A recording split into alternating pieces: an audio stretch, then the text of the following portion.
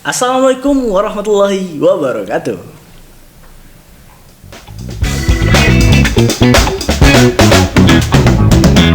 Halo teman-teman semua, balik lagi bareng saya, Reja Kadafi, selaku host dari Alka Podcast. Hari ini kita tuh kedatangan tamu yang sangat spesial teman-teman, dari luar kota. Iya, kita panggil dia Bang Iqbal. Halo teman-teman. Oke, mungkin bisa perkenalkan dulu Abang ini ada di industri apa gitu Bang? Oke, boleh perkenalkan.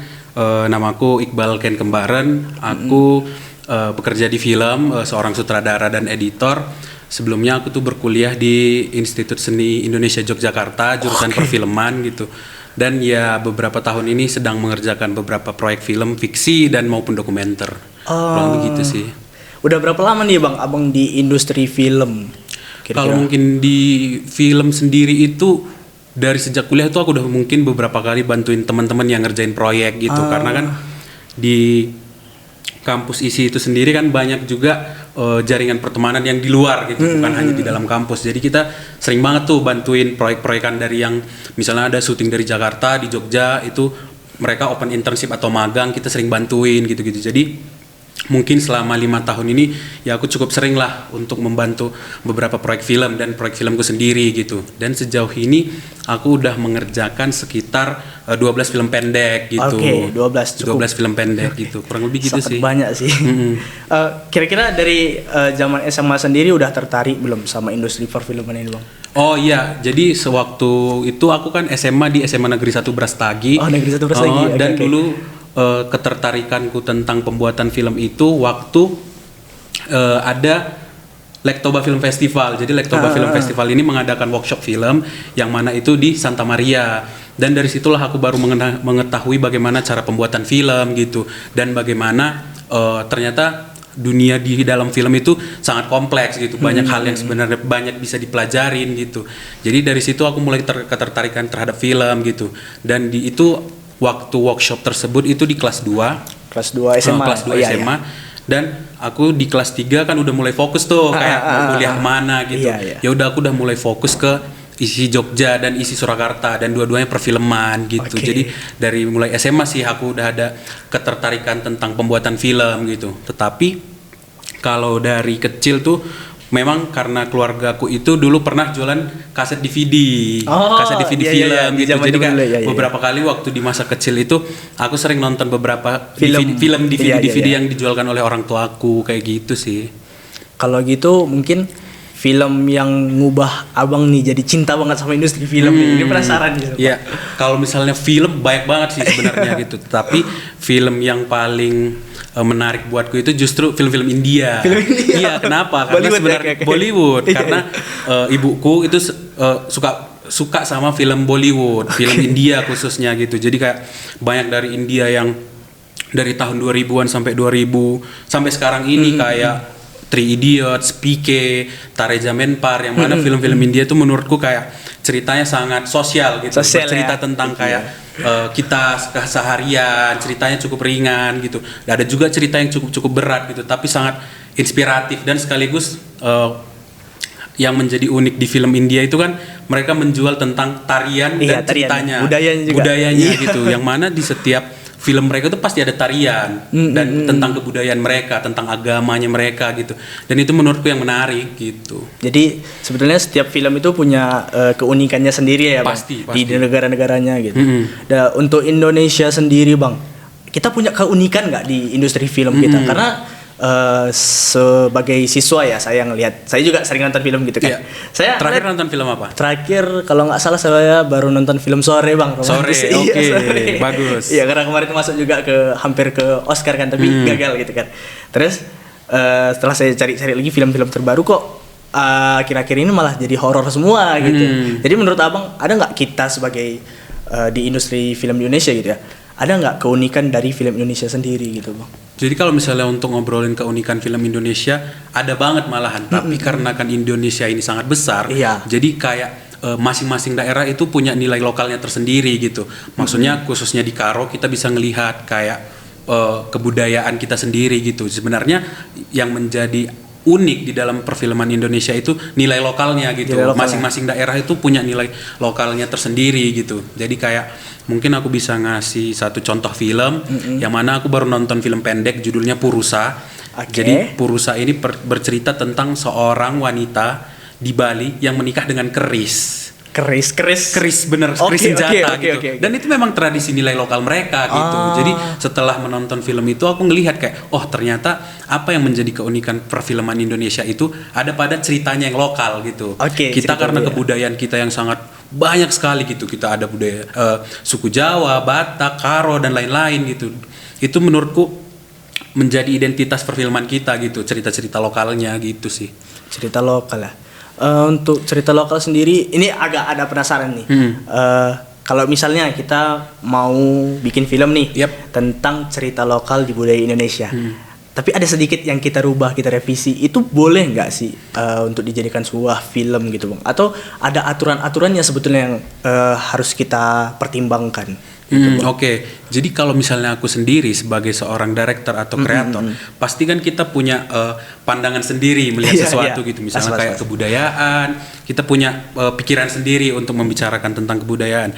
Menurutku sangat boleh gitu. Karena kan kita punya pendapat masing-masing yang kita tawarkan dalam memandang kebudayaan tersebut. Makanya itu kan jadi sesuatu bentuk yang baru gitu. Kalau misalnya kita ngobrolin tentang budayanya, karena kan kita menurutku budayanya seperti ini gitu. Tapi berdasarkan data riset yang kita punya, kan kita pasti kalau misalnya kita mau bikin film tentang contohnya suku Pemena, agama Pemena di Karo gitu, agamanya asli orang Karo, pasti kan kita akan mungkin riset ke Kidupen atau kita ke Dowlu gitu, kita melihat gitu, dan kita punya pandangan sendiri gitu.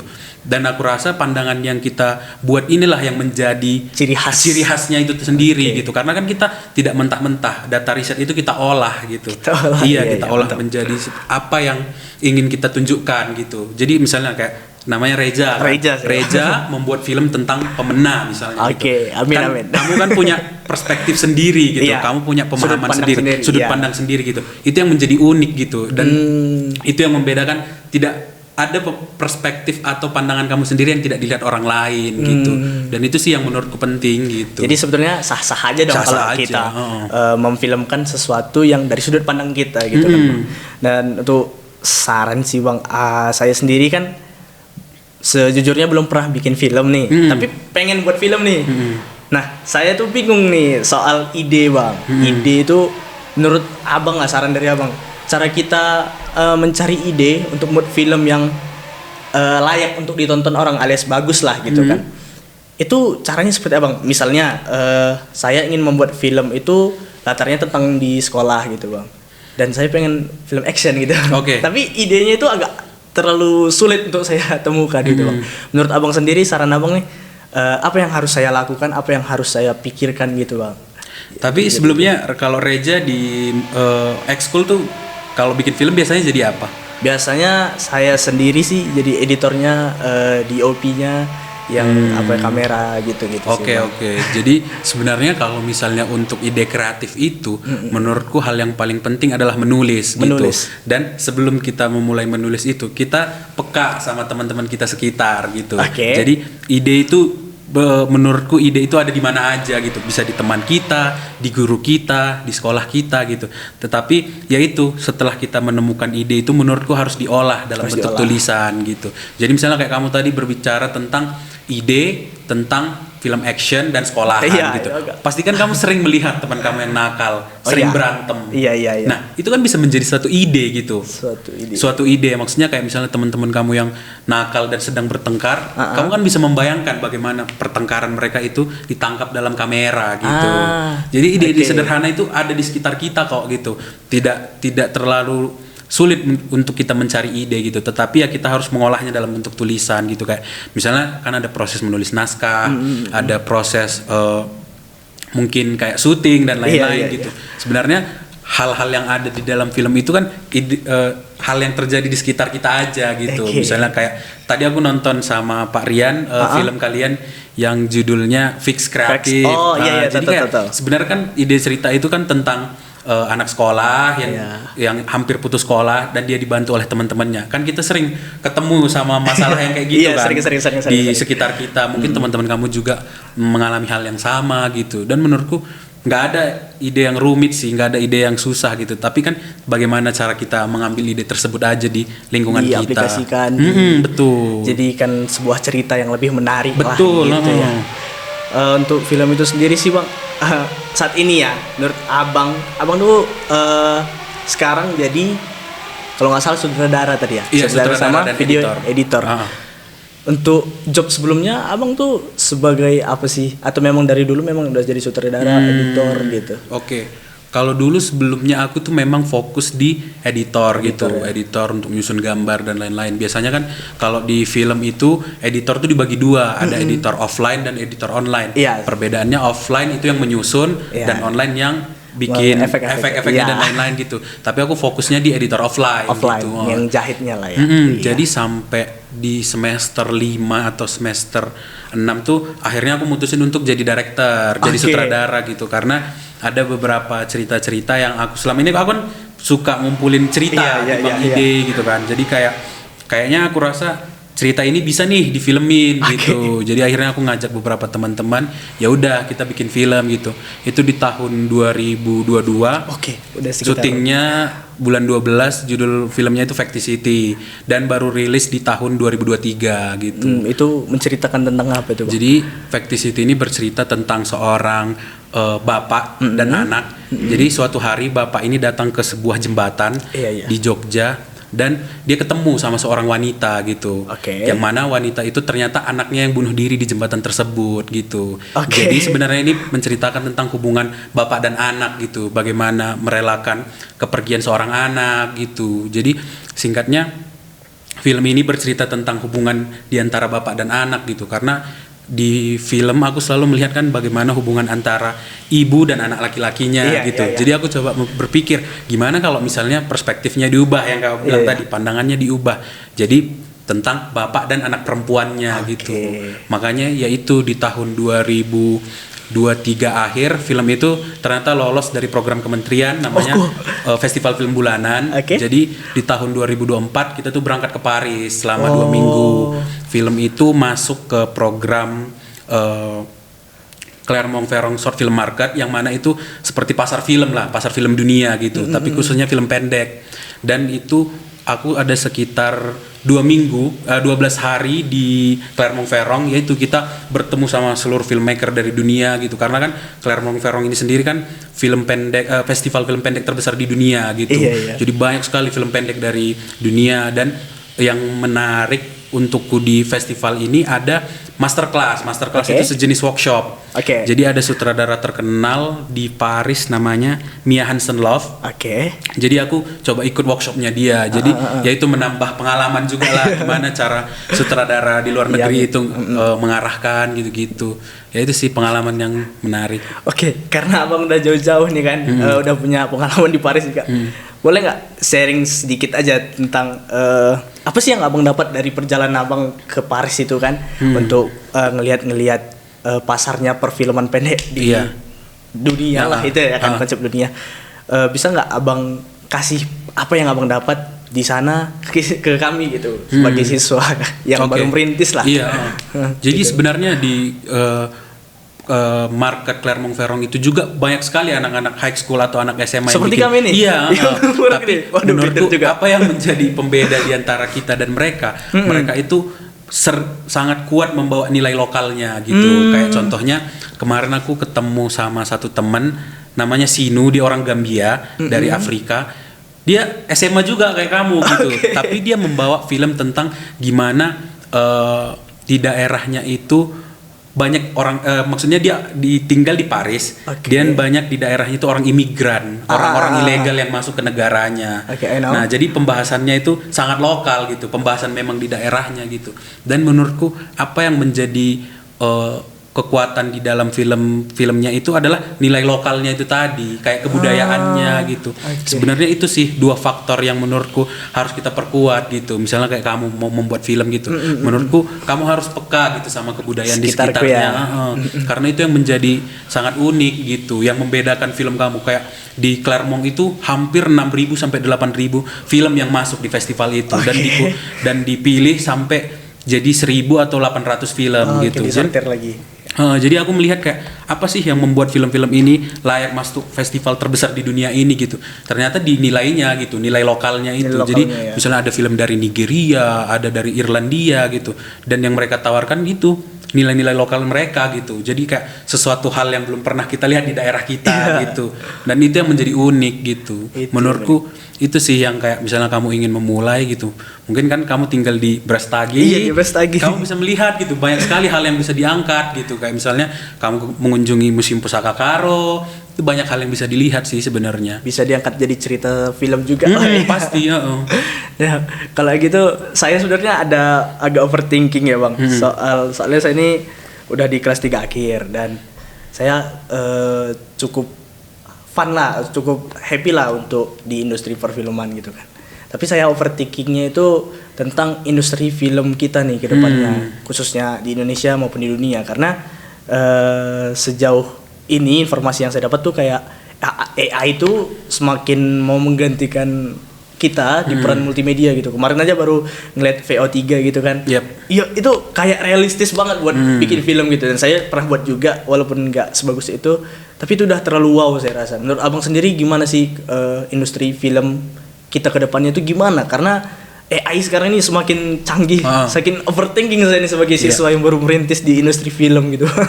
Cukup banyak sih sebenarnya masalah tentang AI ini dibicarakan gitu. Tetapi menurutku ada beberapa sektor pekerjaan yang nggak bisa digantikan sama AI gitu. Misalnya kayak sutradara, penulis, produser gitu.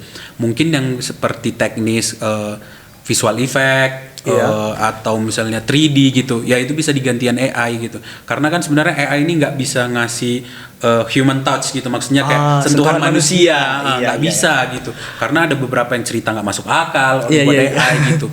Menurutku nggak usah takut sih sebenarnya perihal AI ini, karena pada akhirnya film itu sangat butuh sentuhan-sentuhan manusia itu gitu. Mau dari sektor kayak kita ngobrolin aja deh, di dalam produserial itu banyak lini yang lain gitu. Misalnya ada executive producer yang mana dia itu bekerja untuk mencari dana.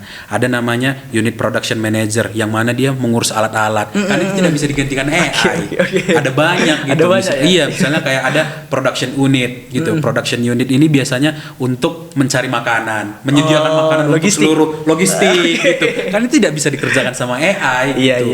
Jadi sebenarnya hanya beberapa sektor aja sih yang bisa dikerjakan sama AI gitu. Jadi terkait itu menurutku gak usah terlalu dikhawatirkan lah ya. Kayaknya nggak terlalu khawatir sih. Tapi kamu sendiri pakai AI nggak? Saya sendiri pakai AI karena saya ngerasa kalau misalnya kita nggak pakai AI sekarang, mungkin AI bakal menggantikan kita gitu.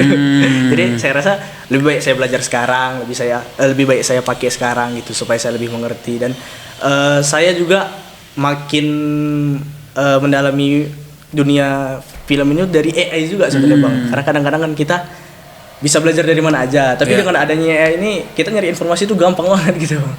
Iya benar sih gitu, tetapi menurutku kalau yang AI ini ada beberapa saat memang AI ini bisa diajak untuk sebagai teman diskusi gitu. Tapi tidak sepenuhnya kita ambil dari gitu. Jadi cuma sebagai teman diskusi aja itu menurutku masih oke sih. Karena kayak mana ya Bang? Saya karena mungkin gini Bang, di lingkup Brastagi ini, saya tinggal di Brastagi kan. Industri film itu masih terlalu minim sepertinya gitu. Beda di daerah-daerah lain sepertinya mereka udah mulai maju di industri perfilmannya. Sementara kita tuh di daerah Brastagi kita sendiri kan, itu kayak kurang gitu Bang. Jadi kurang eksplorasi, jadi kurang banyak yang tahu juga tentang perfilman ini. Tapi saya suka gitu di dunia ini Bang. Jadi itulah yang membuat saya kadang overthinking gimana ya industri kedepannya gitu. Dan saya nih ada penasaran soal yang abang tadi sebagai video editor offline gitu ya. Tapi tiba-tiba beralih jadi sutradara. Itu hal yang sangat-sangat menarik dan saya juga pengen nyoba sih sebetulnya.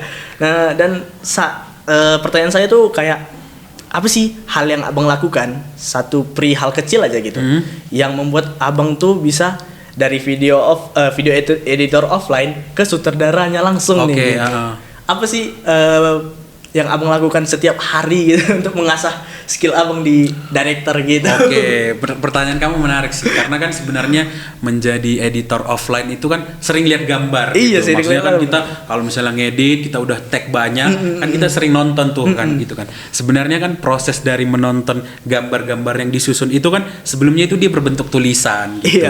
Jadi sebenarnya menurutku sendiri proses editing offline itu adalah proses menulis juga. Tapi sebenarnya kan yang membedakan adalah dia udah berbentuk gambar yang disusun gitu. Jadi sebenarnya ya itu aku coba berlatih bagaimana menulis gitu, walaupun sebenarnya sampai sekarang masih juga harus terus-terusan belajar ya menulis gitu, karena kan apapun itu yang kita lakukan menurutku basicnya adalah menulis gitu. Misalnya kita belajar apapun gitu, kita mau manajemen dan yang lain-lain gitu, ekonomi dan lain-lain, basicnya itu menulis gitu, karena semua yang ide-ide di kepala kita itu dia itu harus dituangkan dalam bentuk tulisan gitu. Jadi itu menurutku yang paling penting gitu. Jadi kayak aku kemarin tuh sebelum menjadi dari editor offline menjadi sutradara, aku tuh udah punya bank data. Udah punya bank data, terus kan biasanya itu kan bikin film itu kolektif, rame sama teman-teman kan. Jadi aku tunjukin, nih naskahku, menurutmu kayak mana? Mau nggak gitu? Bantuin aku gitu. Jadi aku datengin satu teman-temanku gitu. Jadi bagaimana proses yang sangat menyenangkan lah, kebersamaan gitu. Karena kan sebenarnya kita tahu film itu nggak bisa dikerjain sama sendirian gitu. Ada beberapa yang memang harus butuh bantuan gitu. Nah jadi menurutku bagaimana cara meyakinkan teman-teman itu sih gitu. Jadi kayak karena film itu nggak bisa dikerjain sendiri, ya kamu juga harus belajar bagaimana cara berteman yang baik menurutku. Misalnya kayak kamu punya teman-teman di sini gitu yang membantu kamu gitu. Sebenarnya itu yang menyenangkan dari proses membuat film gitu. Karena kita rame, senang-senang bikin film gitu, gitu. Jadi tapi ada hasilnya gitu. Betul. Itu sih yang paling menarik menurutku. Tapi sebetulnya Bang, mungkin karena di daerah yang SDM-nya kurang untuk dunia industri perfilman gitu ya, untuk mengajak teman-teman yang ayo nih kita buat film gitu kan, itu di sini tuh agak susah sih menurut saya Bang, karena kita sama-sama belajar gitu kan, tapi kadang-kadang kayak mereka nggak tertarik di sini gitu. Kalau dari abang sendiri nih, gimana cara abang untuk menjadi leader dari teman-teman abang nih? Ayo kita buat film. Kalau teman-teman abang ini minim banget di dunia filman gitu. Tapi abang bisa ngajak mereka, abang bisa mempengaruhi mereka sehingga mereka tertarik nih di dunia film, dan kita sama-sama berkembang, sama-sama berkarya gitu, dan karya kita bisa sampai ya setidaknya ditampilin di kabupaten lah gitu. Menurut abang sendiri gimana tuh Bang? Cara kita untuk mempengaruhi teman-teman kita lah gitu. Sebenarnya kalau misalnya untuk masalah yang kamu kasih tahu tadi, pasti kan nggak mungkin nggak ada satu pun teman kita yang mau bikin film gitu. Jadi kayak mungkin ada 4-5 orang yang memang juga tertarik gitu. Dan menurutku itu cukup gitu. Sangat cukup gitu. Jadi kayak kita hanya mencari teman-teman yang sevisi sama kita gitu, yang mana mengerti apa yang mau kita buat gitu, bahwa film ini juga penting gitu. Sebenarnya kalau kamu bisa punya teman-teman dekat seperti teman-teman di sini, kayak 4-7 orang itu udah bisa untuk bikin film, udah cukup gitu. Tinggal kamu mungkin cari teman-teman yang lain yang bisa jadi aktornya itu agak susah, atau yang jadi yang lain gitu. Mungkin kan bisa kayak teman-teman kamu di luar sekolah gitu, ya itu bisa juga diajak gitu. Jadi kayak sebenarnya prosesnya sangat menyenangkan. Mungkin kayak sekarang kan aku lagi jalan dokumenter pendek, jadi tentang judulnya itu A Ghost Story from Reba. Jadi ini syutingnya di Tanah Karo di Bunuh Raya. Jadi ini sebenarnya menceritakan tentang seorang pamanku yang rohnya itu datang lagi kembali ke kampung kami karena ada suatu masalah gitu, yang mana itu sebenarnya aktor-aktor dan talent-talent yang ada di dalam film itu nenekku sendiri gitu.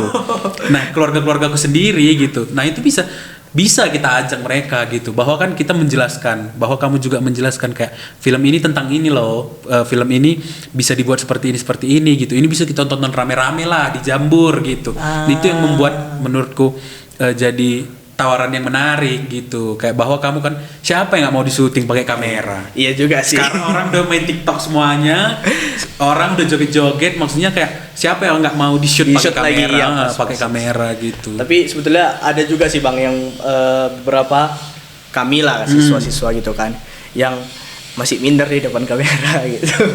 Mungkin karena nggak tahu ya, mungkin karena public speaking-nya kurang atau rasa kepedeannya kurang gitu, kurang tahu juga. Tapi kalau misalnya untuk sekedar tren-tren aja masih berani, tapi kalau misalnya disuruh buat ngomong depan kamera seperti ini nih, itu kadang-kadang orangnya agak gimana ya dibilang, agak minder, takut-takut lah, padahal sebetulnya kan nggak ada yang perlu ditakutkan gitu ya kan. Nah gitu, itu sih yang susah Bang, mencari teman-teman yang sefrekuensi itu susah sih sebetulnya. Tapi mungkin saran abang nanti saya aplikasikan gitu ke teman-teman saya, mana tahu tiba-tiba teman-teman saya yang kemarin tuh saya ajak tiba-tiba mau ya kan, bisa jadi. Maksudnya kayak yang kamu bilang tadi, kayak misalnya ada yang masih canggung di depan kamera gitu, sebenarnya karena belum terbiasa gitu. Ya. Kenapa? Ya karena jarang bikin filmnya gitu. Mungkin bisa diagendakan sama Pak Rian, sebulan itu mungkin bikin film 3-2 kali gitu. Pasti kan mereka juga akan terbiasa gitu. Sebenarnya karena belum terbiasa aja gitu, kayak sebulan mungkin ada UASnya bikin film atau lagi misalnya kayak kalau dulu aku tuh di SMA, di SMA 1 itu beberapa kali ada tugas bikin video gitu. Jadi ya aku sering yang ngambil gambarnya gitu, yang nge-take videonya gitu. Jadi teman-temanku udah terbiasa gitu. Udah mulai terbiasa gitu. Jadi ya udah kita next bikin film yuk gitu. Jadi ayo kita berkarya gitu. Iya, berkarya gitu. Jadi mereka udah tahu ini mau ngapain gitu. Karena kan sebenarnya yang membuat canggung gitu kan mereka nggak tahu mau ngapain gitu. Jadi kayak aduh, aku ngapain ya gitu. Iya, mengerti. Oke, mungkin saya juga kan Bang bisa ngomong depan kamera kayak gini tuh karena saya tuh mulai belajar buat ngomong depan kamera, bikin konten Bang. Nah, jadi itu yang buat saya berlatih agar saya tuh lebih pede ngomong depan kamera sih. Gitu sih Bang, menurut saya, karena ya ada alat, kenapa nggak kita manfaatkan gitu sih. Itu juga melatih sih sebenarnya, kayak maksudnya bagaimana di depan kamera ngobrol, bikin konten gitu, cukup membantu sih. Dan mungkin ini saran abang tadi kan, kayak sebulan tuh bikin 3 film. Menurut abang nih yang paling bikin kita ngasah skill kita dalam buat film ya, itu repetisi dalam membuat film atau kualitasnya dalam membuat film gitu Bang? Sebenarnya repetisi sih. Repetisi ya. Iya, kalau kualitas itu kan mungkin bisa dikejar gitu, tetapi menurutku latihan sih yang perlu gitu. Karena kan kayak sama seperti hal yang lain gitu. Kita misalnya melukis, motret, bagaimana cara menciptakan hasil karya yang bagus? Ya latihan gitu. Iya. Pasti terus-terusan, nggak mungkin dong langsung sekali bikin filmnya langsung bagus, nggak mungkin gitu. Aku juga berulang-ulang bikin film gitu sampai kayak oke, akhirnya yang ini oke gitu. Pasti ada juga 1-2 yang kayak kurang gitu. Jadi menurutku harus latihan sih, maksudnya latihan kayak bagaimana melihat lingkungan sekitar, sekolah kita seperti apa, guru-guru seperti apa gitu. Karena kan kita dituntut untuk bagaimana bisa merasakan lingkungan sekitar kita gitu. Itu sih yang paling penting gitu. Tetap harus dilatih karena kan semakin kamu terus-terusan melatihnya kan semakin mudah bikin filmnya kayak aku mau gambarnya dari sini nih, gambarnya dari sini gitu. Aktornya ini aja gitu. Berarti nggak harus perfeksionis lah ya. Yang penting kita belajar dulu, walaupun itu hasilnya nggak semaksimal yang kita harapkan, nggak sesuai ekspektasi kita. Yang penting kita mau dulu untuk berkarya gitu ya. Iya, itu yang paling penting sih sebenarnya. Jadi kayak gimana ya Bang? Menurut abang nih, kami nih sebagai siswa ya, terlepas dari di luar sekolah nih, kadang-kadang misalnya lagi jam libur, kan kita nggak bisa pakai alat sekolah karena lagi libur gitu kan. Kami pengen buat film nih, tapi dengan alat seadanya. Kalau misalnya kami pengen buat kayak gitu, menurut abang itu bisa jadi film yang bagus atau enggak? Kalau misalnya pakai alat seadanya aja. Misalnya cuma pakai HP aja gitu dong. Aku juga sering syuting pakai HP. Jadi kayak misalnya filmku yang terakhir ini baru keluar di tahun lalu, itu judulnya The Elder Phone. Itu syutingnya pakai handphone, pakai iPhone. Semua? Iya, semua. Gak ada kamera sama sekali? Gak ada kamera sama sekali. Gak ada. Cuma dan itu tayang di festival film dokumenter. Jadi festival film dokumenter ini festival film dokumenter yang ada di Asia Tenggara, yang itu diselenggarakan di Jogja, dan itu dikunjungi sama 74 negara. Dan filmku masuk salah satunya di situ gitu. Luar biasa sih. Jadi sebenarnya cerita yang aku ambil ini sederhana banget sebenarnya, kayak menceritakan tentang, jadi aku pernah setelah merantau di Jogja, aku pulang ke Brastagi, tiba-tiba nenekku ngasih handphonenya, ngasih HP-nya Nokia. Dia ngomong kayak mana caranya aku ngapus kontak kawan-kawanku yang udah meninggal di sini. Dari situlah aku mulai untuk bagaimana, kayaknya ini bisa jadi ide gitu. Ya udah aku ambil pakai HP aja. Karena sebenarnya kan yang penting itu bukan alatnya, tapi ceritanya. Yang paling penting itu cerita, ide. Makanya tadi aku kenapa bilang menulis gitu kan sebenarnya idenya gitu. Jadi setelah nenekku ngomong kayak gitu, ya udah aku langsung hidupin kamera. Aku rekam, udah jadi filmnya. Jadi kayak untuk teman-teman di sini juga, kayaknya kita boleh dong ngerekam apapun di hidup kita gitu. Boleh. Dan jadikan itu suatu cerita di hidup kita gitu kan. Dan mana tahu teman-teman di sini ada gitu yang mau buat film tapi bingung gitu kan. Rekam aja lah apa yang ada di sekitar kita gitu. Setelah direkam nanti kita buat ceritanya kan. Pasti, gitu ya. Karena maksudnya kayak sesederhana Insta story, gambar-gambar yang ada di Instagram kita gitu. Kan semuanya tentang cerita kan. Pasti ada ceritanya. Kayak misalnya kamu jalan-jalan, kamu bikin story di Gundaling gitu. Ya, itu kan cerita juga sebenarnya gitu. Berarti efek-efek partikel-partikel 3D itu nggak terlalu berpengaruh itu ke dalam sebuah film ya Bang. Lebih ke cerita apa yang kita bawakan sebetulnya ke dalam film itu ya. Tadi kayak aku tertarik kamu terakhir nonton film Sore. Iya Bang. Efeknya kan sederhana. Sangat sederhana. Gak ada yang terlalu gimana gitu. Tapi kan pas kamu nonton kayak bagus gitu kan. Ceritanya di situ-situ aja, karakternya menarik gitu. Kan sebenarnya berarti poinnya di mana, di idenya kan sebenarnya, di ceritanya gitu. Karena kan itu yang kita ikutin terus-terusan gitu. Mau pakai handphone yang gimana pun, mau pakai kamera yang gimana pun, menurutku tetap bisa sih. Karena selama kita tahu ceritanya bagus. Balik lagi ke orangnya masing-masing lah ya Bang. Kayak mana caranya dia menyampaikan cerita itu lewat gambar-gambar yang ia rekam gitu ya. betul. Iya, sangat menarik sih Abang ada di sini tuh. Saya jadi belajar banyak tentang film, dan ya mungkin rasa overthinking saya soal dunia perfilman agak terobati lah ya, nggak terlalu takut jadinya. Dan mungkin saran aja nih untuk terakhir ya, saran untuk Abang ke siswa-siswa kami yang masih mau merintis gimana ya dibilang, merintis karyanya gitu di dunia sekolah. Saran Abang nih untuk mereka apa gitu Bang? Kalau saranku untuk teman-teman yang mau merintis di perfilman, yaitu pertama kayak perbanyak referensi. Pastinya nonton film gitu, perbanyak nonton film dan perbanyak coba membuat film gitu. Dan yang ketiga itu mungkin yang sangat membantu untukku adalah sekolah film. Sekolah film kayak di aku di ISI Jogja, yaitu sebenarnya dari kuliah itu yang membuka banyak peluang pertemanan kemana-mana aja gitu. Karena itu yang membuat aku kayak bisa ketemu siapa gitu. Karena dari sekolah film gitu. Dan yang menurutku itu tadi, setelah kamu udah membuat film dan sering menonton film, ya kamu itu harus percaya sama teman-temanmu gitu. Bahwa karena kan film itu ramai gitu. Film itu orang banyak gitu. Jadi kayak kita bagaimana belajar untuk mereka memahami visi yang mau kita bawa. Menurutku itu sih gitu. Jadi itu sih teman-teman saran dari Bang Iqbal yang udah filmnya tuh udah masuk ke dalam dunia ya, festival dunia gitu. Masuk ke Eropa Bang. Jadi mungkin itu aja sih untuk hari ini teman-teman. Banyak sih pembelajaran yang kita dapat hari ini, terutama untuk industri film ya. Terima kasih Bang Iqbal udah menyempatkan waktunya nih di podcast kita di sekolah ini ya kan. Mungkin kami belum bisa ngasih yang terbaik untuk Abang, tapi terima kasih untuk ilmu-ilmu mahal yang Abang kasih hari ini. Mungkin itu aja untuk teman-teman semua. Terima kasih yang sudah menonton. Wassalamualaikum warahmatullahi wabarakatuh. Dadah.